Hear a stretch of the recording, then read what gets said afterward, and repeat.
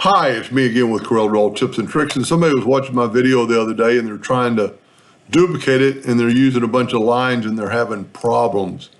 And if you look, the black is on top and then underneath interlocking rings. I'm going to do a little bit differently. So, well, I've already done this for them, but do it a little bit differently so you can maybe see it. But what he's doing, he's taking a line, hitting P, then he's going to the effects and contour, and he's contouring 3/4 of an inch 5 times. That's really, let me make my circle a little bit bigger so we'll look a little better. And then he's taking and he's doing it right, breaking contour apart, and then he's selecting them all, and then he's making his lines thicker.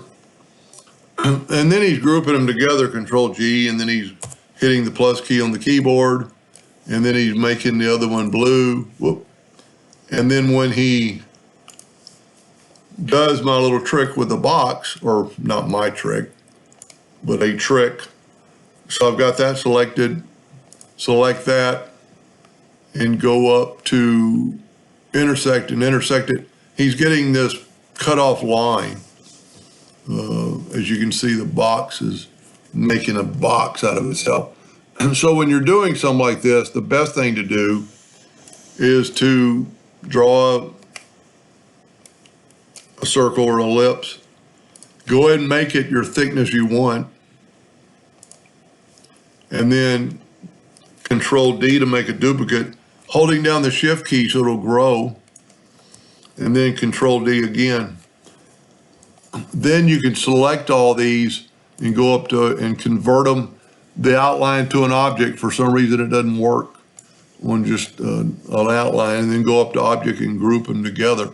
Now we're going to do a little bit different. I'm going to put some colors between them so we can see them. We'll choose green, won't be the prettiest thing.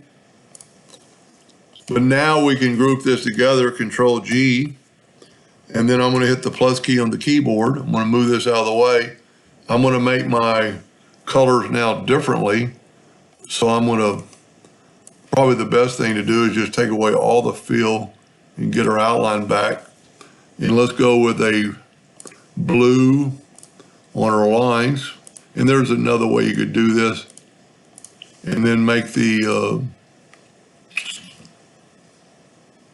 let's make the inside yellow.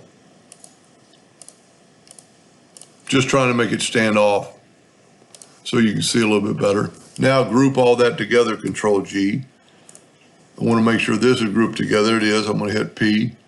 I'm going to take my ellipse now, and actually let's put it down here. Well, there's something, oh, see what happened when I smart filled it and it was in the way of this? It did not smart fill good. So let's take away the fill on that. Just start over. We made the inside lines yellow, and then make the outer side, or the actual lines, blue. I'm just using the yellow for a fill so we can see it a little bit better. Control G to group it together. I'm going to put it down here. I'm going to take my rectangle tool and I'm going to draw a rectangle around this.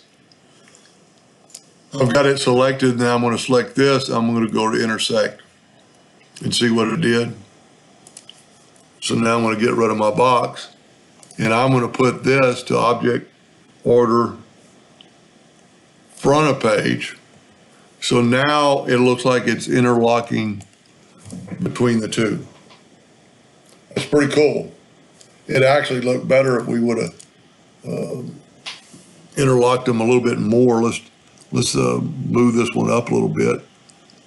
Draw, you know, it doesn't have to be a rectangle. It could be a circle. It could be anything. Sometimes a circle might even work better. So I've got the circle or ellipse selected. I'm going to select that and go up to intersect. I'm going to nudge that out of the way. I'm going to get rid of my circle. I'm going to grab that. I'm going to go to effects, order, front of page, and then I'm going to move that back. Pretty cool. Hope that helped him, and thank you for watching.